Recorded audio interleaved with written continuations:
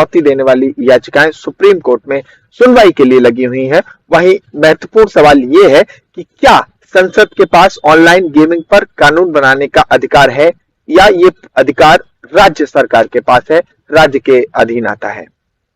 पिछली सुनवाई के दौरान सुप्रीम कोर्ट ने ये साफ किया था कि यह मामला एक तरह से साधारण नहीं है, बल्कि इसमें जो लेजिस्लेटिव कॉम्पिटेंस है, यानी कानून बनाने की जो संवैधानिक शक्ति है, उस पर भी विचार करना जरूरी है।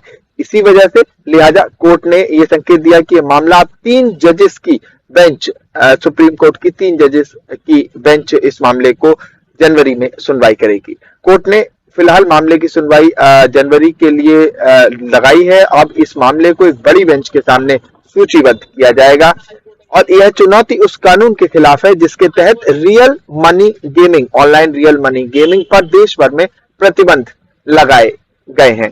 याचिकाकर्ताओं की बात करें तो उनका कोर्ट में यह कहना है कि ऑनलाइन गेमिंग को जुआ मानकर संसद ने कानून बनाया है, वो नहीं बना सकती क्योंकि जुआ और सट्टा राज्य सूची का विषय है। ये एक पहलू है, ये एक आर्गुमेंट है। वहीं केंद्र सरकार ने तर्क दिया है कि ऑनलाइन गेमिंग का असर न सिर्फ एक राज्य में बल्कि उसकी सीमित जो लिमिट है वो बड़ी है, जहां मनी लॉन्ड्रिंग, टैक्स चोरी, वित्तीय धोखाधड़ी, सामाजिक नुकसान जैसे कई अहम मुद्दे हैं और इसलिए संसद का हस्तक्षेप करना जरूरी है।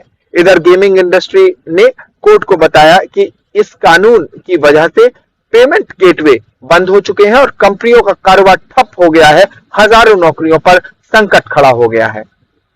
उधर सुप्रीम कोर्ट ने यह साफ किया कि जब संसद की संवैधानिक शक्ति पर एक तरह से क्लैरिटी एक चाहिए तो इसकी विस्तृत और गंभीर सुनवाई होनी चाहिए और इसलिए यह मामला अब 3 जजेस की सुप्रीम कोर्ट की बेंच के सामने है। अब सबकी नजरें जनवरी की उस अहम सुनवाई पर टिकी हैं जब सुप्रीम कोर्ट यह तय करेगा कि ऑनलाइन गेमिंग पर जो कानून बनाने का अधिकार है वो संसद के पास है या फिर राज्य सरकार के पास।